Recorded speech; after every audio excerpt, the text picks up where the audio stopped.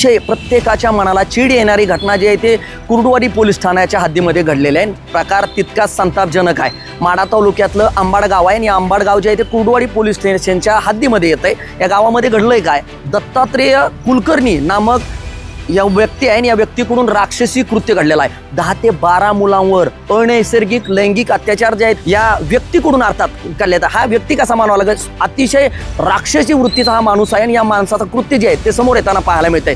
Kurduwadi police ठाण्याच्या हद्दीमध्ये या दत्तात्रेय कुलकर्णी व्यक्तीवर बाललैंगिक अत्याचार आणि अॅट्रॉसिटीचा गंभीर गुन्हा देखील दाखल झालाय। मात्र कृत्य काय घडलंय तर या अनैसर्गिक कृत्य करण्याचं धाडसी पाऊल या नालायक आणि नीच वृत्तीच्या माणसानं केलेलं आहे। त्यामुळे आपण करतोय काय याचं देखील भान जे आहे ते या नीच वृत्तीच्या व्यक्तीला जे आहे ते समोर येताना पाहायला मिळालेलं नाही। मात्र अंबाड गावामध्ये हा जो दत्तात्रेय कुलकर्णी जो व्यक्ती आहे हा बोगस डॉक्टरकीचा धंदा 20 ते 30 वर्षापासून चालवत होता आणि यानं काय केलंय 10 ते 12 मुलांवर अल्पवयीन बरं का अल्पवयीन मुलांवर अनैसर्गिक लैंगिक अत्याचार केलेत आणि एका पीडित मुलानं हा सगळा घटनाक्रम घरी सांगितल्यानंतर त्याचे नीच वृत्तीचं प्रदर्शन जे आहे ते समाजासमोर आलंय। अर्थात कुर्डुवाडी पोलीस ठाण्यामध्ये या दत्तात्रेय कुलकर्णीच्या विरोधात बाललैंगिक अत्याचार आणि अॅट्रॉसिटीचा गंभीर गुन्हा दाखल झालेला आहे। आता गुन्हा दाखल झाल्या इथपर्यंतच ही घटना थांबणार नाही तर आतापर्यंत 10 ते 12च आहेत का शेकडोचा टप्पा पार केला याचा देखील पोलीस तपासात कसून शोध घेतल्यानंतर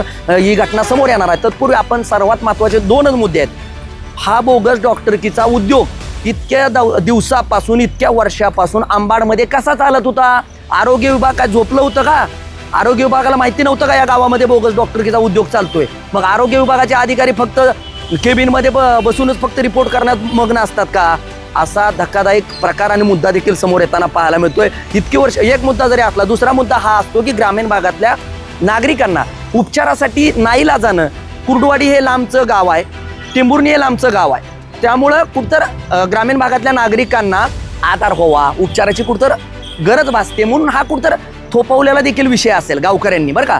पण मुद्दा दुसरा आहे, आरोग्य विभागाने या संबंधित बोगस डॉक्टरवर कारवाई करणं अपेक्षित होतं।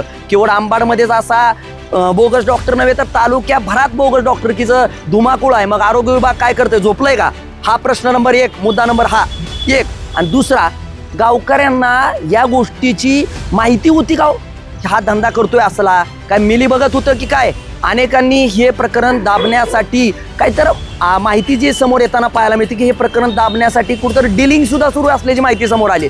मग तुम्ही करताय काय, कुठल्या समाजातल्या मुलांवर अन्याय झाला हा दुय्यम बाब आहे, पण जर तुम्ही असं राक्षसी कृत्याचं घटना घडलेली असताना सुद्धा जर घरात बसत असाल कुठं समाजाचं पांघरून घेऊन की आपण कशाला, आपण हे आपली चर्चा होईल, बदनामी होईल, पण या राक्षसी नीच वृत्तीच्या डॉक्टरचा पर्दाफाश होण्यासाठी आपल्याला तर एक पीडित म्हणून आपल्याला समोर यावं लागेल। त्यामुळे केवळ 10 ते 12च मुलावर नव्हे तर या तपासातून आणखी देखील धक्कादायक खुलासे आणि धक्कादायक माहिती जी आहे ते समोर येताना पाहायला मिळणार आहे। पोलिसांना देखील याचा घटनेचा कसून शोध आणि तपास जो आहे तो करावा लागणार आहे, कारण ही घटना माढा तालुक्यापुरतीच नव्हे तर राज्य या घटनेनं हादरणार आहे। एकीकडे तुम्ही डॉक्टर म्हटलं की अनेकांना उपचाराची गरज असते, कुठं तिथपर्यंत जातो, देवदूत समजला जातो ग्रामीण भागामध्ये डॉक्टर म्हणजे। मात्र या बोगस डॉक्टरकीचा पर्दाफाश होण्याबरोबरच याचा राक्षसी आणि नीच वृत्तीचं प्रदर्शन जे आहे ते घडलेलं आहे। त्यामुळे तुम्हाला काय वाटतंय, या राक्षसी आणि नीच वृत्तीच्या कुलकर्णीचा काय शिक्षा द्यायला हवी आणि तुम्हाला काय असं समाजामध्ये